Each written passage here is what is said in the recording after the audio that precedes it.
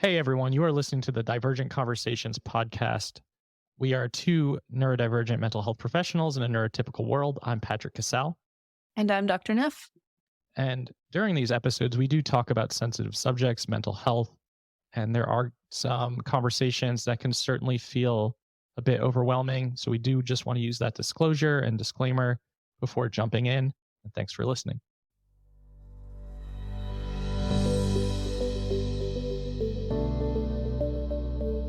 So Patrick, there's a question I get a bit in interviews that I thought would be a good conversation thread for today. Yeah, let's talk about it. I know before we hit record, we were talking about misinformation and how things are communicated via social media and in the medical communities. So take us away. Yeah. So the question I get, and I don't know if you've gotten this question before, but I see it pretty much whenever an autistic or ADHD like clinician is interviewed by a mainstream outlet, I see this question often, which is like, how do we feel about so many people self-identifying as autistic or ADHD?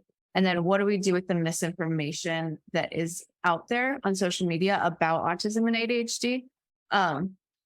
First of all, is that a question you've ever gotten before? Yep. I get that question a lot, not only in like my personal world, but my group practice clinicians, the Facebook community that I moderate, it comes up pretty often. Thanks, Okay. TikTok, for all of your services here. Yeah. Well, I'm curious, how do you typically respond to that question? I'm a big proponent and advocate for self-diagnosis because I understand just the factors that go into trying to figure out how to schedule a neurodivergent affirmative assessment, the money piece, the accessibility, some of the discriminatory practices that are still in place. So I think that I'm totally pro self-diagnosis. I just get a bit concerned when someone listens to a 30-second TikTok video and comes away with a lifelong diagnosis that is like, hey, I listened to this video, it resonated, and now this is how I identify. And I think it's a tricky line because you certainly don't want to dismiss someone else's reality, but I also think you do need more information than like someone speaking for 30 seconds on TikTok or Instagram.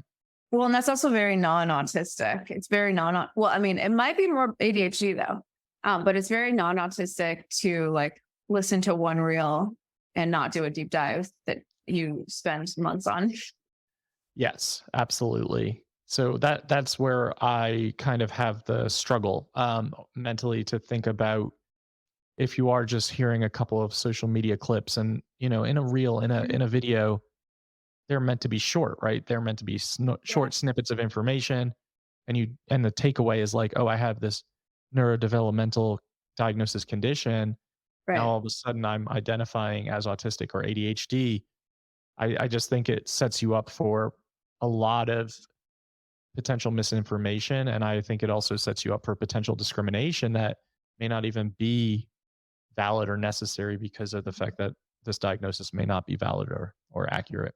Right. Like I could imagine a lot of people, for example, with social anxiety might resonate with some of the things people share through the autistic lens, or PTSD, complex PTSD, which that's a really muddy one to tease apart to begin with. Didn't you make a TikTok about this and it went viral and then you never went back to TikTok? Yes. Guilty. Thank you, camera, for following me down as I look down, showing that I'm completely mismatched in my attire right now. Yeah, I made this video about this. It went viral. I actually deleted the video off TikTok because I was getting so overwhelmed by how many views and responses and comments. Was it getting like a ton of hate, I would imagine? No, it was actually not. It was like actually very supportive, but I felt very overwhelmed in responding. And I've told you before, like I have a struggle and issue with not being responsive to things. So what I found it doing was consuming days of my time where I was like at a conference, speaking at a conference, but most of the time on my phone responding to people on TikTok. this is why, like, every 6 months, I'm like, do I just get off social media? Although I'm a lot better. I wasn't at first, but I'm a lot better than you. I just don't respond. And I actually just yesterday I put up a automated email responder because I was realizing I was spending like 2 hours a day in my inbox. Yeah.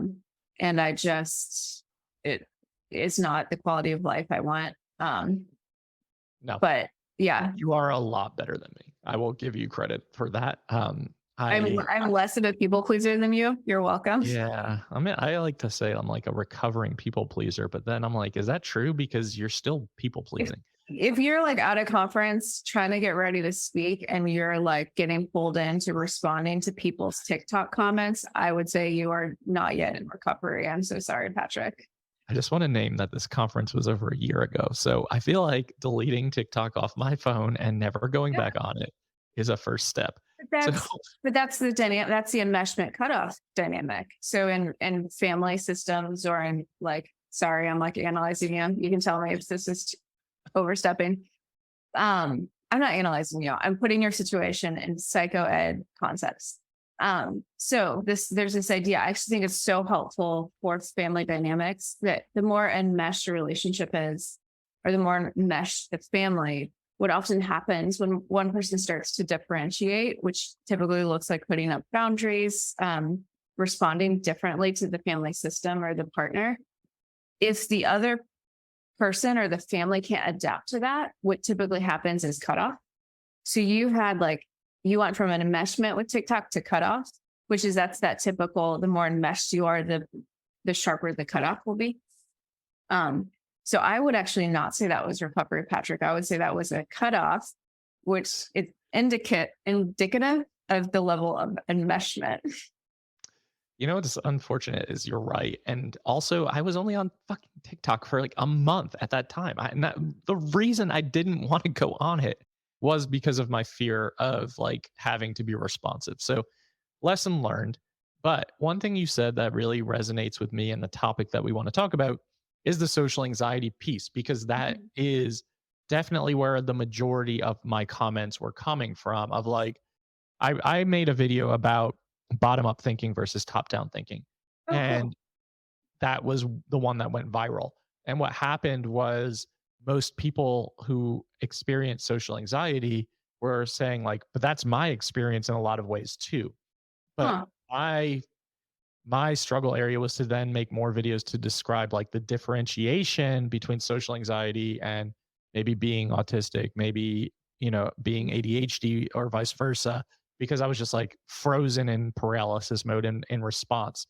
But nevertheless, like I would say almost 80% of the responses and comments were from people who had debilitating social anxiety, who were like, when I walk into a room, this is how I feel. Like, this is what I experience. And then having to also describe like, okay, but that's in social situations, right? And that's where we're really highlighting the differentiation in diagnosis. And I think that, what you're saying is those are the things that often get misconstrued. That's where a lot of overlap and misidentification comes in, is when we're talking about things that look so eerily similar in specific facets or areas of life. Yeah. Yeah. And this is where so my bias, right? And why I started making the Venn diagrams I make, is because my assumption coming from the medical system is typically these get misdiagnosed the other way, in the sense that autism gets missed, ADHD gets missed, and the anxiety gets diagnosed. So it's interesting to have come into this world as trying to make a corrective. And then whenever I dip out of this world and I go, when I get interviewed by a mainstream outlet, the question is what do we do with all this misinformation of people worrying the opposite, that people are over-identifying? And that's where I think we have to have these conversations in relation to each other, in a dialect to talk about the misinformation on social media, which I think there's less of than people often. I think the medical community often projects a lot of misinformation on social media. Of course, there's misinformation. There's misinformation everywhere.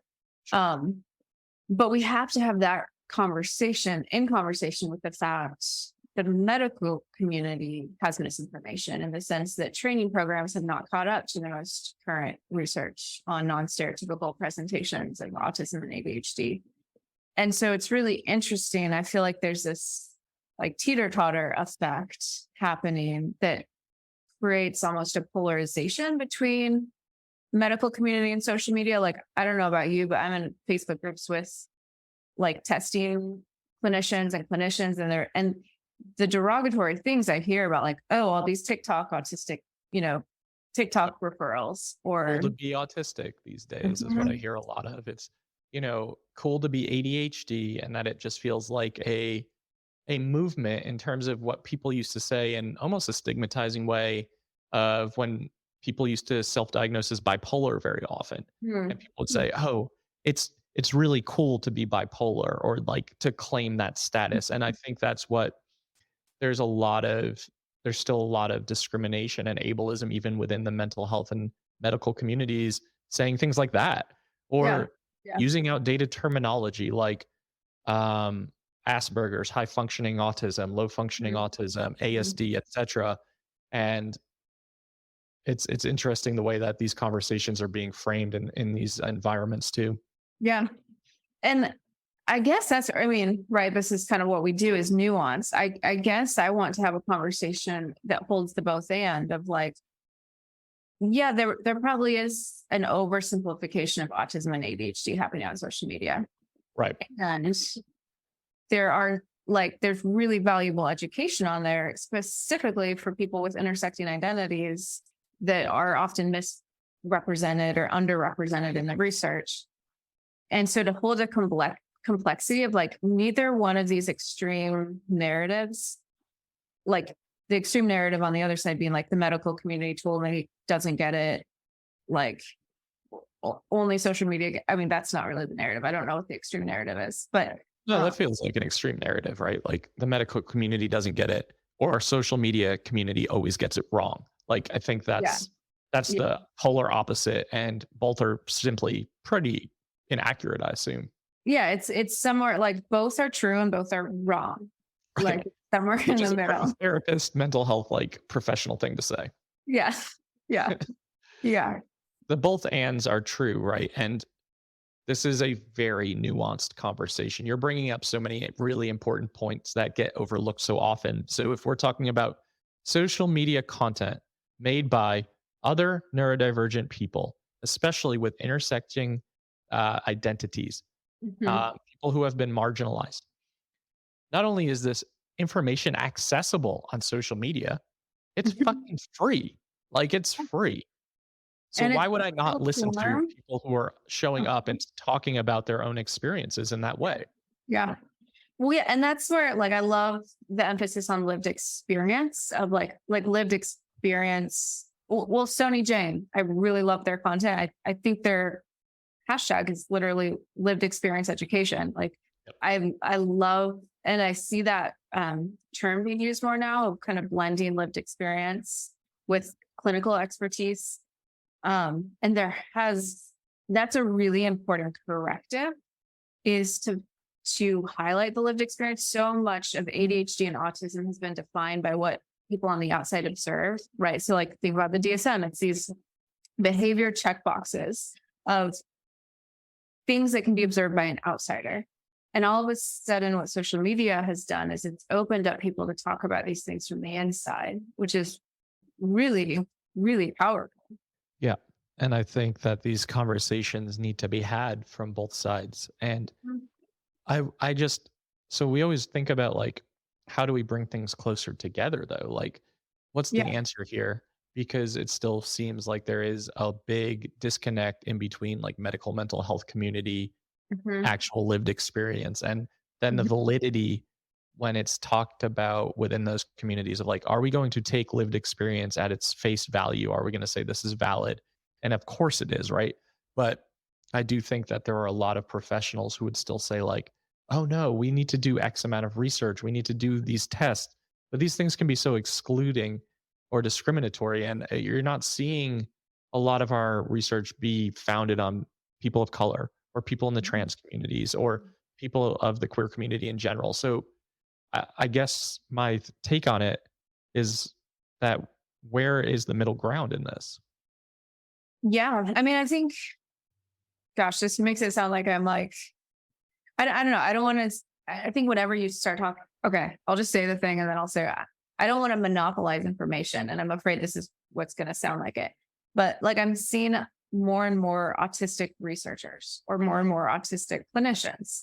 The reason, because I fall into that category, I'm like, oh, that makes it sound like I'm the only one valid to talk about it. That's not at all what I'm saying or thinking. But I do think we are the bridge of Right. like people who live at the intersection of both kind of traditional research institutions or traditional clinical spaces and then lived experience.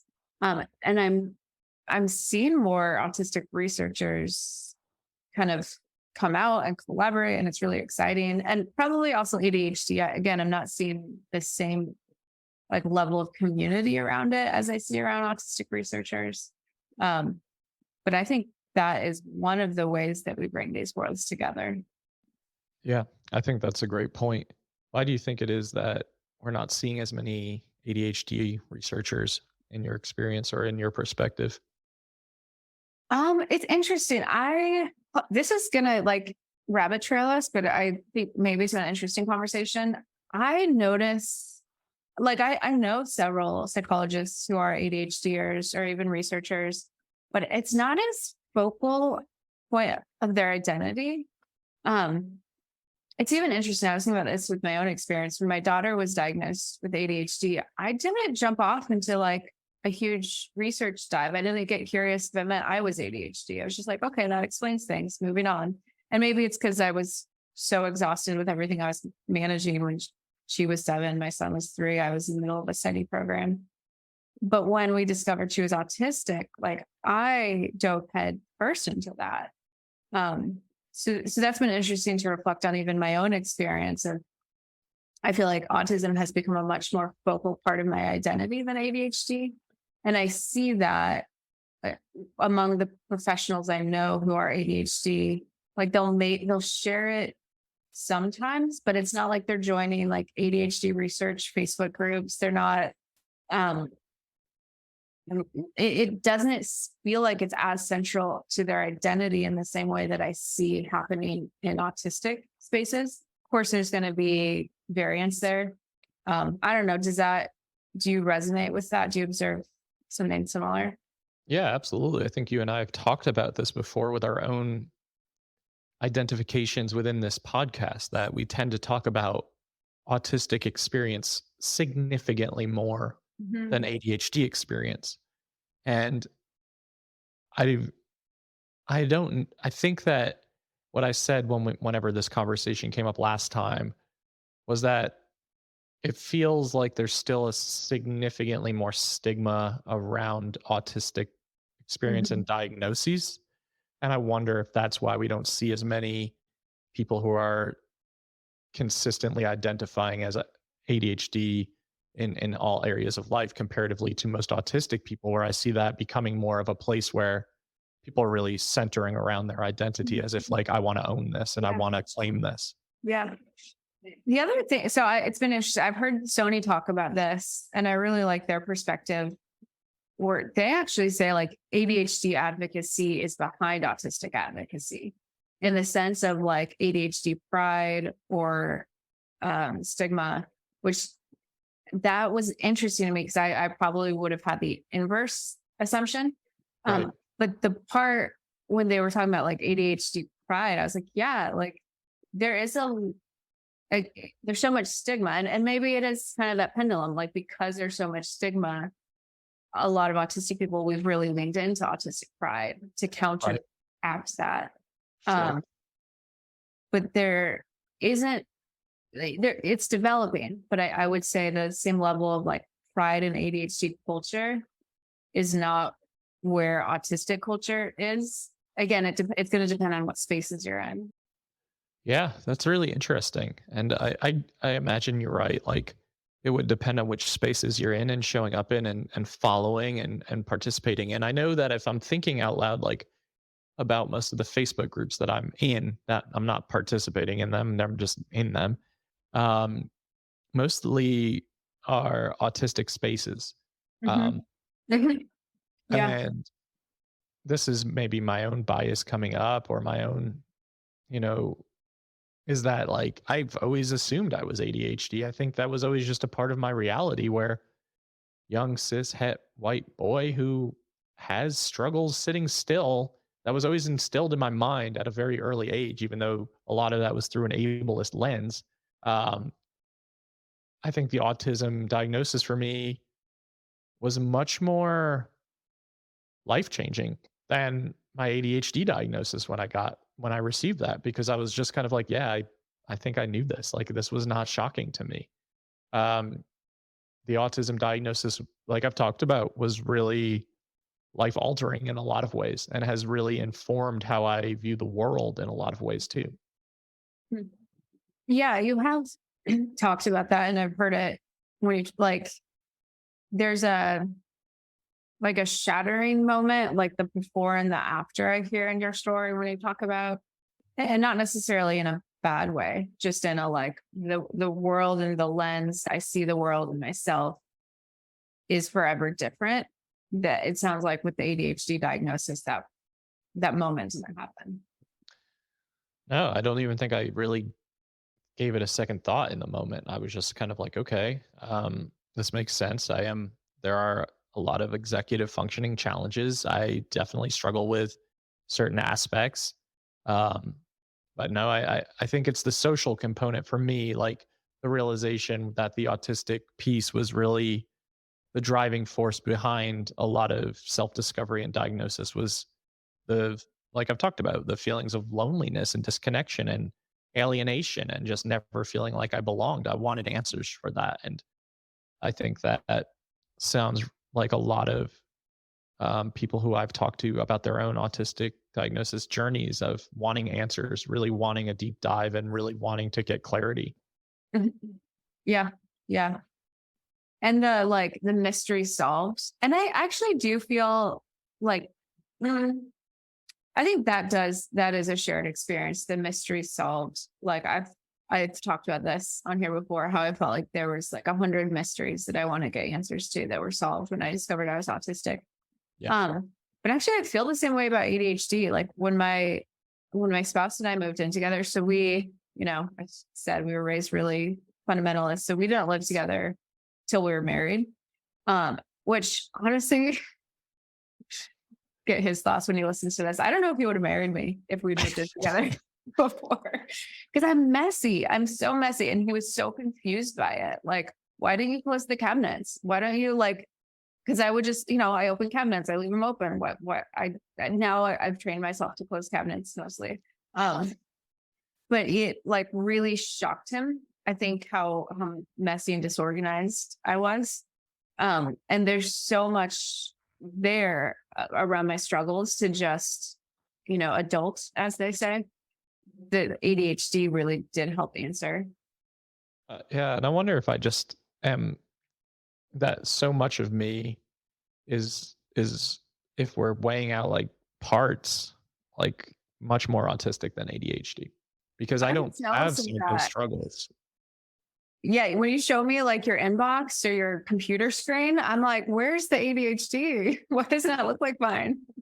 It's really in the spontaneity and the creativity and the like bursts of stimulation that I seek. Like I don't know, I don't have the struggles where I'm like everything in my office is so regimented and orderly and everything in our house is so regimented and orderly. But then if I try to cook a meal, I can't put those two pieces together and I really struggle. Mhm. And Like I'll sequencing of the steps, is that, yeah, that's yeah, really challenging. yeah. Um, so it's interesting as I observe that more and more because you and I have talked about like ADHD part got really creative and agreed to all these, projects. And now autism is like, why did you do this to me? Mhm. Like that's how I feel all the Mhm. time. Yep. Yep. Yeah. So I don't know. I'm still trying to parse that out for myself, honestly. Yeah. Yeah. Yeah. I was about to ask, like, based on your your office, your computer, which I've seen at times. I was about to ask, like, do you have executive functioning struggles? But it sounds like you do with the sequencing piece. Sequencing is very challenging. Um, I will definitely have situations where I have to also diverge into multiple spaces to communicate with people, and I think that can irritate and rub people the wrong way at times when I'm like, here's a message here, here's a message here, here's a simultaneous conversation going on all over the place. Mhm. Um, that has always been a big struggle for me. Um, I don't know. I do have executive functioning challenges, but I don't think that they're as significant as a lot of people who I come in contact with or spend time with or coach or communicate with. My issues are typically social struggles mainly. Like the social piece is real. That's the big kicker for sure. With more autism. Yeah. Yeah. I'm switching my camera because it was like bobbing. Um, which if I was a listener and I was watching that, that would drive me crazy. So just that's Just why an FYI for everyone watching right now. yeah. I think my noise canceling headphone battery just died because now I hear this like ringing outside. I hope you cannot hear it. But yeah, So the world of tech issues. all happening at once, crumbling down before your eyes. As we're talking about like misinformation around social media and technology. Yeah, we diverge pretty far there. So let me Oh, ask you y'all. this. Like, okay, so yeah, the mainstream question is often like, are you concerned about this? Would you say you are concerned about misinformation on social media with autism and ADHD? I feel like Megan just caught me in like this trap right now because I'm like, It's how a do I? terrible question. It's a terrible question. And you don't have to answer it. The reason I'm asking it is because like it's what mainstream media likes to ask people like you and me. And my elevator response is well, we've got to have that conversation in relation to the misinformation in the medical community. And For that's sure. kind of how I sidestep the question. Right. um If you had to give a yes or no answer to that, I mean, I would say, I think I have, let's see, how have I said this before? I think I've said the benefits of like lived experience awareness being out there, the benefits of self-identification and self-diagnosis by far outweigh any so-called risks. And I guess the risk being someone might misidentify. Like I know there is this idea out there of like, are we diluting the diagnosis? And I think again, you've just got to have that conversation in relation to how many like the underdiagnosed groups, like totally. how, I mean, how appropriate, right? That the moment, you know, people of color, women, genderqueer people start getting diagnosed, we're like, oh, these diagnoses are being diluted. So I guess I don't really answer it. Well, I mean, I guess I do answer it. I'd say the benefits outweigh.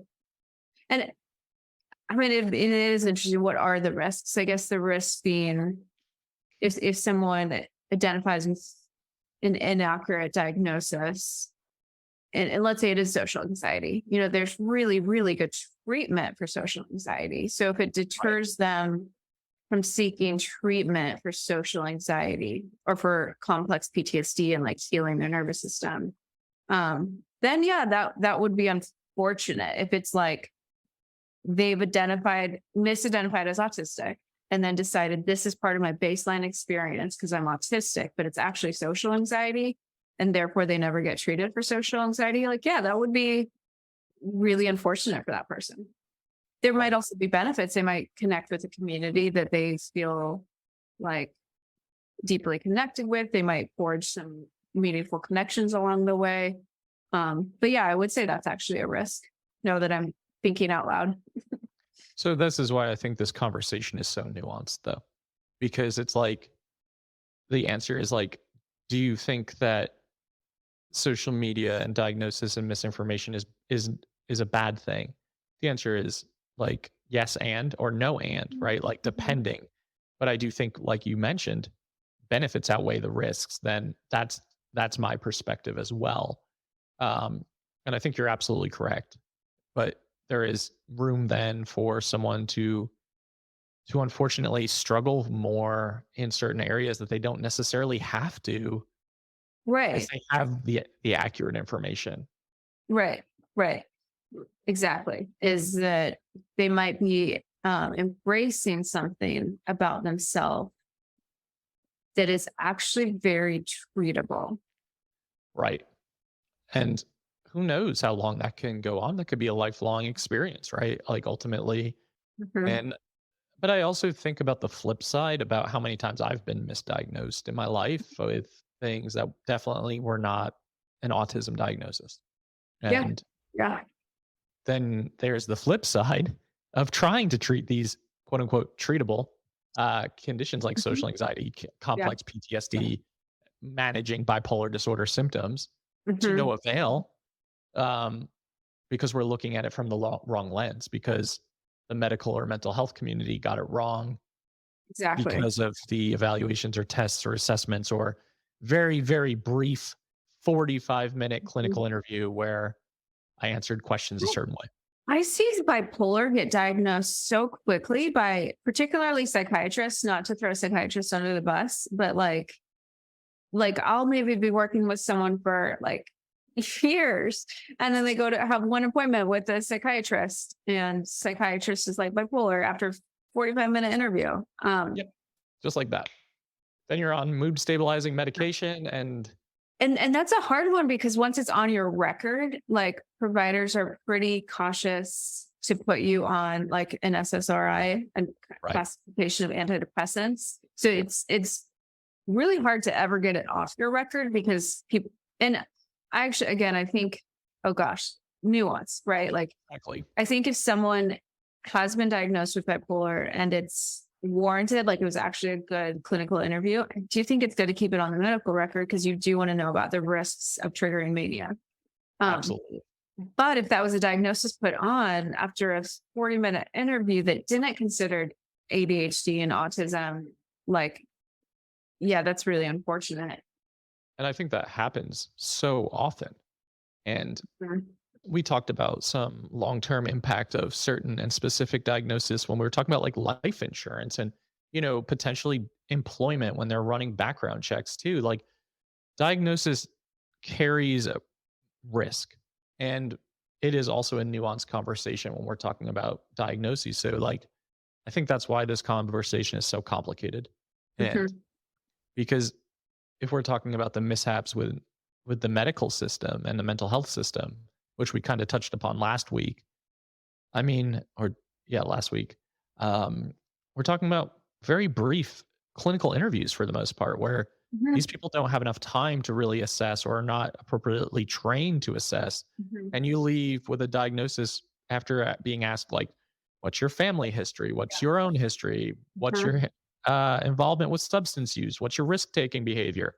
Mhm. Okay, well now I'm leaving with this diagnosis that is probably not accurate, and that's really frustrating for me in that. Well, and that's so yeah, it's tricky, right? Like a clinical interview is a really fine tool, right? In the sense that these have been finely tuned over years. So, like for the bipolar clinical interview is not that complicated in the sense that if you meet this criteria, okay. But here's where it does get tricky and where I wish clinicians were trained in. So the MDQ is the screener that essentially assesses for presence of mania. And it'll ask, so things like kind of more risk taking behavior, inflated sense of ego, kind of flight of ideas. And then it'll ask, I think it's five or more of these present in a given window of time. What we know is that that screener is also sensitive for ADHD combined type and ADHD hyperactive type. So if a clinician knows that, then you'd want to get a sense of like, okay, so these experiences you're describing, like, let's really like, is how much is this part of your baseline? And then I think you'd want to do, well, you absolutely would want to do screenage for ADHD too. Um, how did I get on this? Where was I going? Oh, clinical interviews, I think are good tools, but when you're not thinking about what else explains this, that's when they go awry. So especially with bipolar, if you're not thinking what else, specifically ADHD or autism, might explain this, and most clinicians aren't, because the way we've been trained to think is that those ADHD and autism would have been caught in childhood. So why would it be on my radar if I'm assessing a 32-year-old? Absolutely. And also, like, you and I both know what it's like behind the scenes in certain clinical environments where you just are like seeing client, seeing client, seeing client. Mhm. And that does not always lend itself to be thinking and conceptualizing from that perspective. And it's much more about just like, let's get this done. Like, I need to see the Yeah. next person. Yeah. Um, I have productivity requirements. Like, And you're thinking about risk yeah, reduction. And if you absolutely. are questioning this person might be bipolar from a risk reduction standpoint, it is, I'm not saying this is right. I'm talking about right. Like, it is in a clinical mind, I could see why it's less risky to diagnose it and be cautious, because again, you want to be thinking about medications that might be triggering mania. That's not a diagnosis you want to miss. Right. And so I could see why, if someone's in the gray area of if is this bipolar or not, and again, they've got 45 minutes and they're moving on to the next person and they're deciding, do I put you on an SSRI or a mood stabilizer? Like, why they would make that decision is Absolutely. it's like from what medication we put you on, it can be seen as a risk, the less risky choice. Yep. Yep. Absolutely. And, I think because, and Megan's Venn diagrams that she puts out for, what is it, Misdiagnosis Monday, Mhm. which Yeah. are so, so helpful to acknowledge that those overlaps, right? Whether we're talking about mood disorders, complex PTSD, or we're talking about social anxiety, the overlaps, that's also what is being talked about in very brief 30-second clips on social media. And Yeah. how Yeah. you could simply just be talking about that overlap without an understanding of the differentiating factors and how Mhm. easy it can be to then all of a sudden say, Yeah. okay, that is my reality. So, like, one misinformation piece I see on social media a lot. There's like, I see this kind of move to monopolizing experiences or traits or symptoms. So, for example, you'll notice in a lot of my Venn diagrams, sensory issues is often in the middle because, sensory processing disorder is not technically a DSM diagnosis anymore, but like, there's a lot of people that can have that outside of autistic people. ADHDers are more likely to have sensory processing sensitivities or sensory processing disorder. When we're anxious, our sensory system is running on kind of a heightened level. So we're going to have more sensory issues. OCD tracks with sensory differences. There's like two sensory systems that tend to be more impacted by OCD than others. PTSD, again, the nervous system is on fight flight alert. So everything's happening through a hyperarousal unless they're dissociated. But I see this a lot of like, oh, if you have sensory sensitivities, you're autistic. That is a piece, that kind of misinformation I do see on social media. I'm like, no, like we don't monopolize sensory sensitivities. Right. So actually, now that I'm thinking about it, you're right. There is some like misinformation on social media that kind of gets me upset. That is a wonderful example of how complex and nuanced this conversation is, because it's like, oh, those little aha moments where you're like, oh yeah, that is problematic, right? Like that can be a major issue. So I think we could have a whole damn series on misinformation, and it's just a conversation we want all of you to start thinking about in a very nuanced way where it's not black and white, and that things do get missed and that there is misinformation out there. And I do think you have to really do deep dives when you're thinking about some of this stuff. Mhm. That felt like concluding remarks, Patrick. That's what we're going to start calling concluding remarks instead of Concluding awkward remarks with goodbyes. Patrick. I don't think Megan Anna, that's weird. I just talked about myself in third person. Um, I don't think I ever do the concluding remarks. It's probably because I don't have very good summarizing skills. I also have like time urgencies. I think that's why I'm like, okay, yeah, time to conclude. But I do think it is time to conclude or do awkward goodbyes. But I think that there's so much ambiguous space. I can't use that word. Ambiguous. It's ambiguous. Like this conversation is not black and white. It's not binary. And there is a lot of middle ground. And I really encourage all of you, if you're not, to check out Megan's work about misdiagnosis. Megan lays this stuff out. I don't want to say better than anyone. I might be biased. Say that. That's way too much pressure. No pressure here. It's really helpful. It's really, really helpful. So check out Megan's website, neurodivergentinsights.com. Check out Megan's Instagram, neurodivergent_insights. Like, it's so helpful. And I cannot say that enough. Like, my clinicians use your stuff all the time. They share it constantly. And it's helpful in addition to whatever you're hearing in your medical appointment or mental health appointment, or whatever you're hearing on your TikTok series or Instagram. Like, really combine those things. That's what I think is important, is to combine lots of different aspects. Mm-hmm. I like that. Yeah. Make I'm not even going to try and say that word. Maybe I would smorgasbord. Yes, you said it right. I think. Right? And, oh my gosh. Yeah. Like a potpourri bag of like, yeah, I love that idea of combine, like just making sure that we're getting our information from multiple sources. Is a really good way to kind of, I think, have a more robust frame on any of these things. I like that.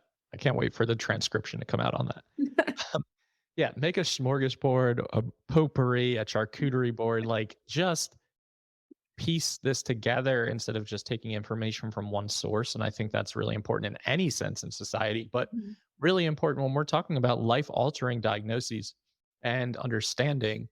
I think that's a really important part of this. And I hope that's the big takeaway today. And I also want to acknowledge that we weren't all like doom and gloom the entire time, and we offered a lot of insight. Ooh, sorry, I'm backtracking. Data points. I talk about data points a lot with people. So like, there's a ton of free screeners online, both for ADHD and autism. Those are data points. Talking to people in your life, those are data points. Listening to reels and TikTok, those are data points. Meeting with your doctor, data point. And some of those data points are weighed more heavily than others, but I like the lens of like gathering data points. I love that. And that is a perfect ending. So thank you so much for listening to I almost said Neurodivergent Insights. Thank you so much for listening to Neurodivergent Insights. Thank you for listening to the Divergent Conversations podcast. New episodes are out every single Friday on all major platforms and YouTube. Like, download, subscribe, and share. We'll see you next week.